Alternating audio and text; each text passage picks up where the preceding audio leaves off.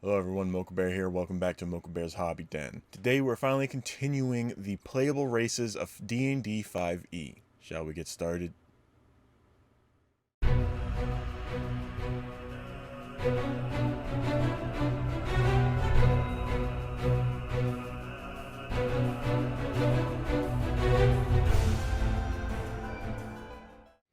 So, before we get started, let's get it out of the way. Yes, my shoulder is kind of missing.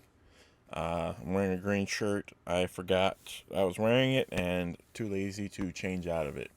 I've already been wearing it. There's no point in dirtying another shirt. But as I said, we are continuing on with the playable races for D&D 5e. We are in Mordenkainen Presents the Monsters of the Multiverse book. And let's just go ahead and swap over to the first race. The fantastical race is what they're referred to. So first up, we have the Changeling. Now, again, I'm not going to read all this information. Good, you can see it all there.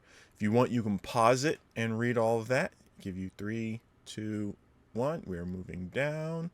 So we have Changeling traits. Creature type, you are a Fae. Yep. Size, you're medium or small. You choose the size when you select this race. Speed is 30 feet. Changeling instincts.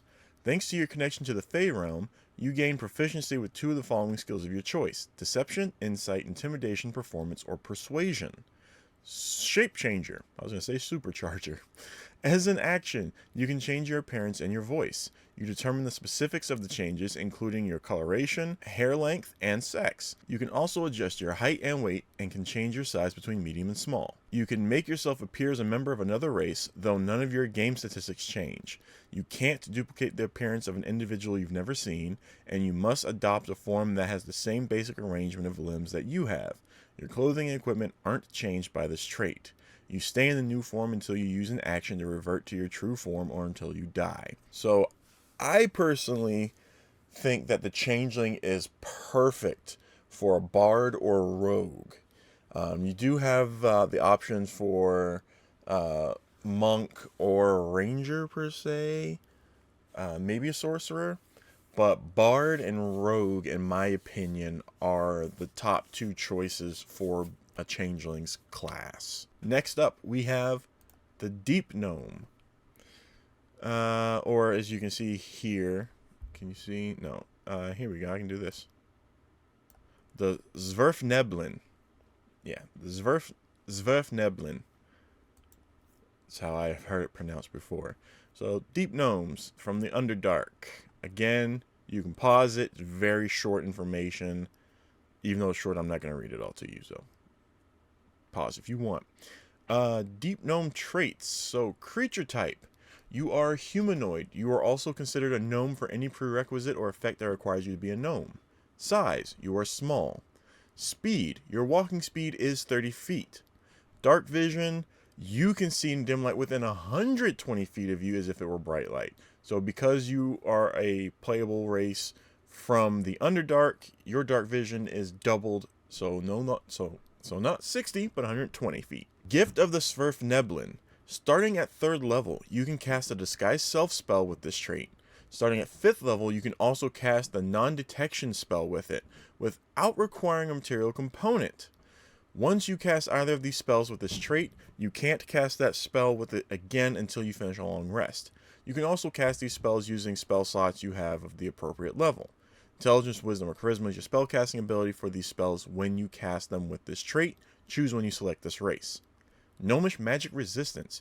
You have advantage on Intelligence, Wisdom, and Charisma saving throws against spells. Zwerfneblin Camouflage. When you make a Dexterity stealth check, you can make the check with advantage. You can use this trait a number of times equal to your proficiency bonus, and you regain all expended uses when you finish a long rest. So, Deep Gnomes, you can use them for rogues, but they'd be really good for fighters, barbarians, maybe even sorcerers. Warlocks would be really good with this.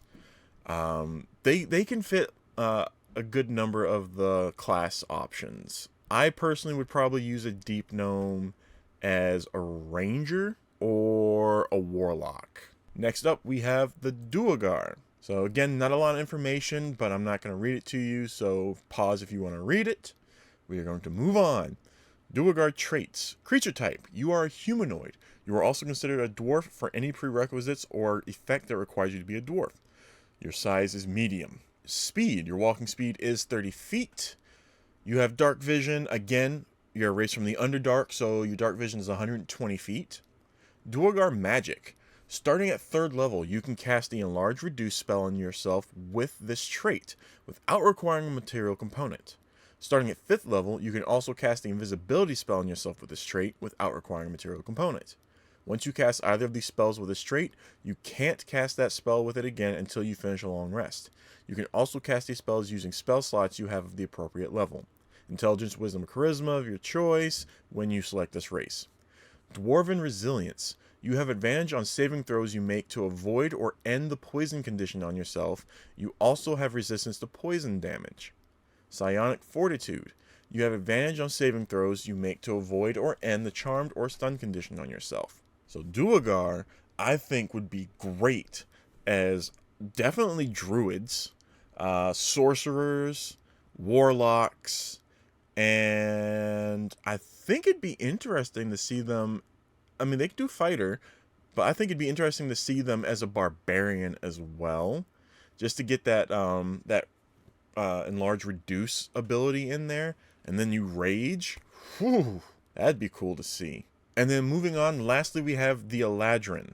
So I've said this before in a few of my videos, I'll say this again. The elves have the most playable sub-race options in all of D&D, especially with third-party content for 5e. A lot of them.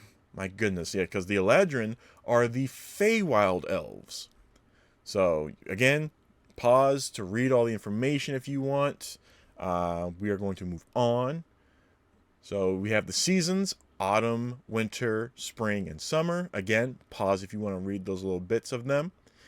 But, Eladrin traits. Creature type. You are humanoid. You are also considered an elf for any prerequisite or effect that requires you to be an elf. Size. You are medium. Speed. Your walking speed is 30 feet. Dark vision. You can see in dim light within 60 feet, so you have the standard dark vision.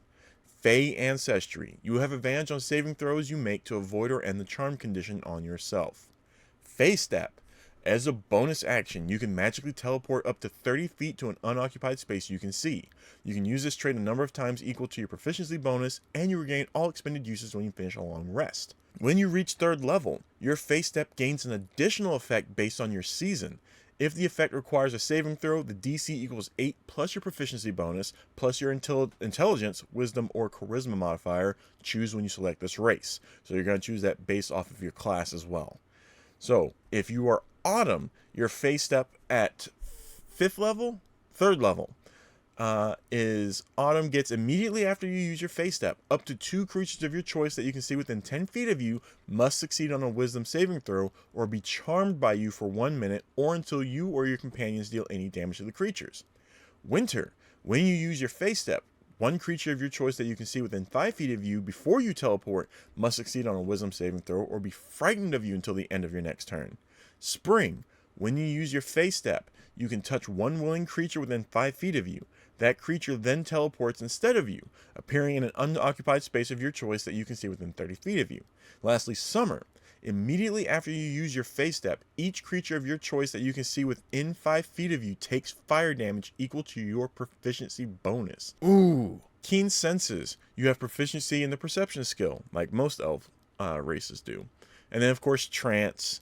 You finish a long rest in 4 hours if you spend those hours in a trance-like meditation during which you retain consciousness. So just like what's been changed with all of the elf stuff. So for the Eladrin, absolutely 100% make excellent rangers, make great rogues, make great bards.